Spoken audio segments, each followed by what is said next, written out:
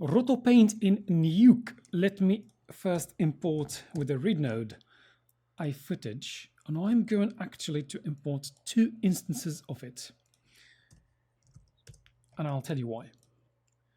Because for the RotoPaint, there's something cool we're going to do. All right, so let's go to frame 884, which is the last frame. Okay, so because this one, if we double click on it, it's 884. I am going, okay, I'm going to keep this one for later. Well, I'm going to keep this one for later. But for now, I can go to this frame, for example. Yeah, let me connect this as number 1. And let's come over here. Right, okay. Using F again, we frame it. Using H, we remove the borders up and down. Actually, you could bring this one a little further down if you want. Like this, because we're not going to be using a lot. We're just going to be using 1 node, and that's RotoPaint. RotoPaint.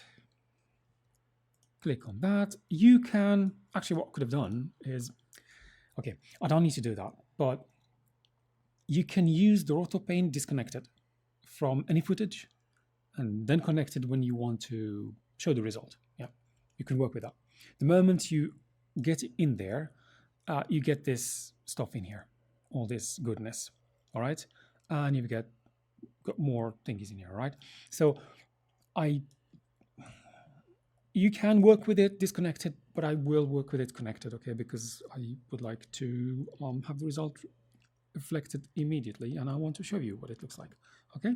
So RotoPaint, it is connected now, so that when we do something, we can see it immediately in the viewer. Good. And actually, even when not connected to the background, you can see it because you're working directly in here. All right, so RotoPaint, what is different compared to Roto Node? You have the same things, by the way. So you come over here, got Bezier, got all the selection tools in here. What you have additional, so it has everything, plus you've got this lovely stuff over here, brush, eraser, and some fun things here, clone and reveal.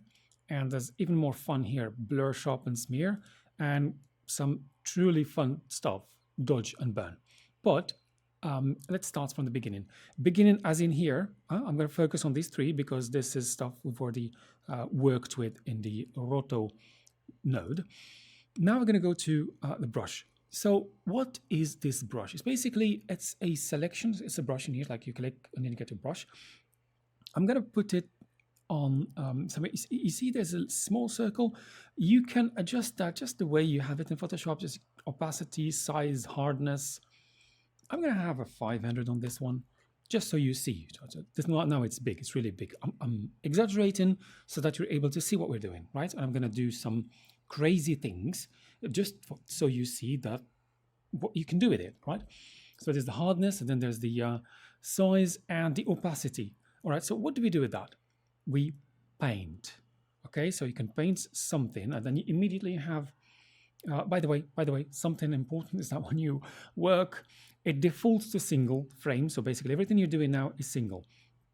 Does it mean that you need to redo the work again to go back to the whole duration of the movie or the image sequences? No, it's just you come over here, brush 1, because I've done it twice.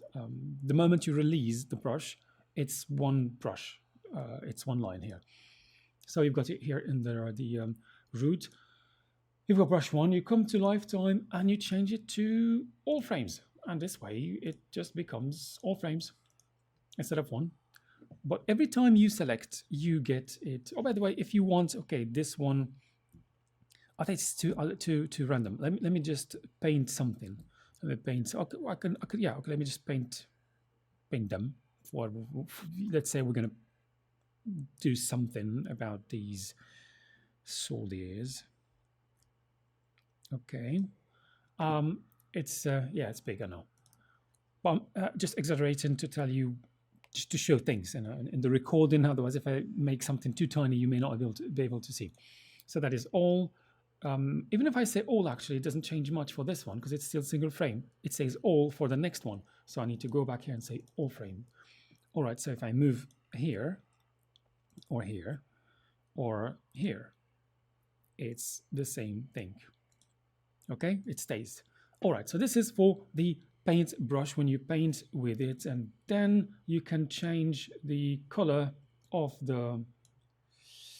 what we've used. Okay, because this one was first, I'm gonna just delete it so you see the other ones. You can change the color, red, for example. You can change this one to say whatever, blue, just for visibility. You can lock it if you want, or unlock. All right, so this is for the paint, and then we have eraser. You can erase. Well, of course, it's a bit annoying because it goes back to all. It goes back to 25, and so okay. So this is the paint brush. Now let's move to the next one. This clone thingy is where you want to clone something. Well, that's obvious. How does it work? Let's go back here, and we're going to click on clone. It goes back to default. Let's go to all. I'm going to clone this guy. I'm going to clone this guy. And what I'd like to do is, I don't know, something like 250. Probably, is that enough for him? Could be. Yeah, could be. All right, well, there are shadows, but we've got a problem with that. But I'm just showing you what you can do with it, right? So how do you do that? You just click Control and then drag where you want and then release. And then you can start painting, which basically means duplicating, cloning the guy, right? That's a nice one for some applications. I mean, depends on what you want to do. You're not going to duplicate the person itself, but I mean, you can if this is what you're after. But you could duplicate a sign, you could duplicate a car, you could duplicate all sorts of things. That is, let me see, we're acting here with all. So basically, if I come over here,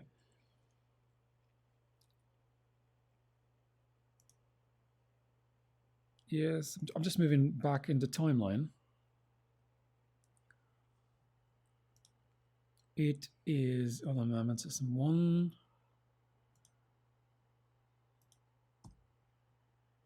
Right. Yes, it's working. It's working. So this kid is looking here now, and then it's going to be looking somewhere else. So yeah, I'm not moving too much in the frames because they are going to start running at some point in time. Well, here they've disappeared already. They've run away. But you get the point, right? You're able to clone something. This is the clone brush, and this is how it works. You select, you point, and then you click, and then press Control, and then you drag to where you want it, and then you start cloning. Right. So this is the clone brush. The other one, the other fun part, is going to be the reveal. Reveal. Now, what we have actually done now is we have cloned this guy. How about removing him completely from there? And we are going to do that by using the reveal.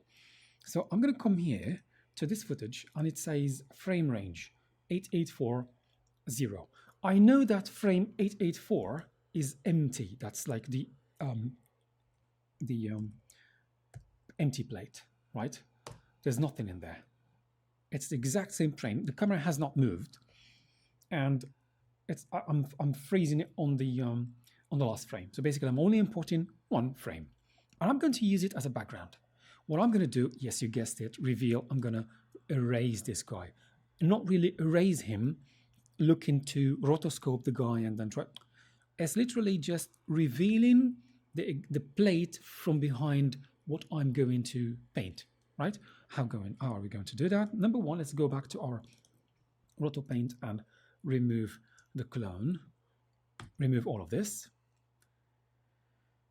Let me see, why is it not removing it? Because I didn't press on delete, I pressed on another button. Okay. we could do this way. Just click on minus, minus until it goes away. This one is locked, by the way. Ah, this one is not. See, because I remember I've locked this one, so you can't remove it. You need to unlock it first, and then you remove that. Good. So let's do that. You see, let me now. Oh, by the way, I may have already said that or not, but it's in terms of interface. If you want to expand one of those three components, the viewport, node graph, or the properties, you just click and then press spacebar. Spacebar, and then you get this. What I'm going to do is something quite simple. The background, this RotoPaint accepts more backgrounds than one. So this is why you have also the option, when you come over here, background 1.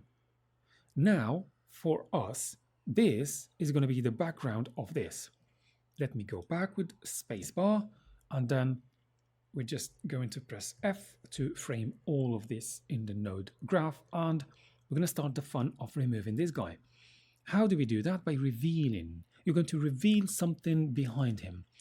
I'm going to reveal, and then I get here all frames, and I get my lovely 500. Is it 500? Should we go with 250?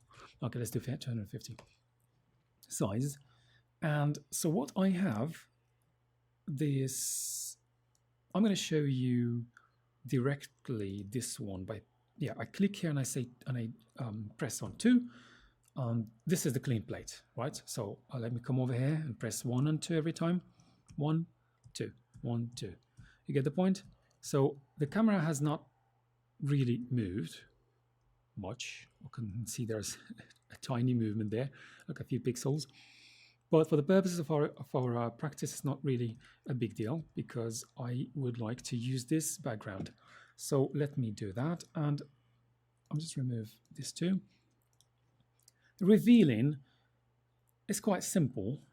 You just paint over the guy to reveal the plate behind him. And because we have it on all frames, in all frames, he's not going to be there. Well, got a little problem with his shadow. We're going to take away that one as well. Probably with a less, not that big. Something like this. Well, you get the point. I'm not going to do something perfect here, but I am going to remove his shadow. All right. This is then, if I move back here, or here, because the guy is quite static, these are static, and that was part of the what they needed to do. I then have, I'm moving through the frames now, and you see that the guy is gone completely because I am revealing the plate behind him. This is one of the beauties of the use of reveal. Reveal, you could use it for any other purposes, actually. You could color grade, say, for example, this child differently, and in a different footage, in the background footage, and reveal just that part, just his part, so that he looks different. But then do you think, what would you do that? Why don't you just target him with a mask? So yeah, you have options, but you're only limited by your creativity. This is then our lovely reveal. So what do we need to do? What other things do we have here? What other goodness do we have here? We have the blur. Well, it does what it says. It's a bit annoying when it goes every time to the default. All 20, so blur, I'm going to blur this guy. Why am I always working on this guy? I don't know, because there's one in front of me. Okay. So this is blur, and then you can change the settings to your liking, the hardness and everything. The effect, let me just see, effect is 50, for example. That's too much, and then to whatever. I'm just playing around here, right? So just show you what you can do with it. That's the blur, and then you have the sharpen, which is the opposite, of course. So that's going to be, go with 500. I'm going to sharpen this guy. He looks way more different than the others. Now, can you see that? See? Let me sharpen this guy as well. Then come sharpen this guy. I'll probably sharpen my guy over here. I've already messed him up with the blur too much. Can't sharpen that much. Okay, good. Let's go back. I just pressed the space bar to increase the size of the viewport. Okay. Now we are going to move to the next. Let me just delete all this stuff over here. Next one is smear. Now, it's got an artistic touch. You use it whenever you think you, whenever there's a need for it, but it smears. It does what it says. It's like it smears, right? So this is what smear does. Now I'm just ruining this guy again. Anyway, so this is your smear brush, and let me see. The next one is going to be, we've done this. The last, dodge. Okay, these are a little bit opposite. Dodge is going to give you a very bright. Okay, let me just show you instead of just explain by words. So let's go 500 this time. And you don't need to have always an opacity of 1. It can go, and especially in this case, you're probably going to go with 0.01. Oh, sorry, 0.05. And it gives you a light, you're making it lighter. Let me give you the exaggerated one first to see what it looks like. This is what it looks like. That's ugly, huh? And then now let's go back to, oh, am I still, yeah, I'm still at opacity 1, 0.05. And probably you want to, I mean, I'm not going to do that. This is not for color correction purposes. I mean, for stuff like this, you may just target something. Because if you are going to color correct, you need to track it, and I'm just showing you what kind of color it gives.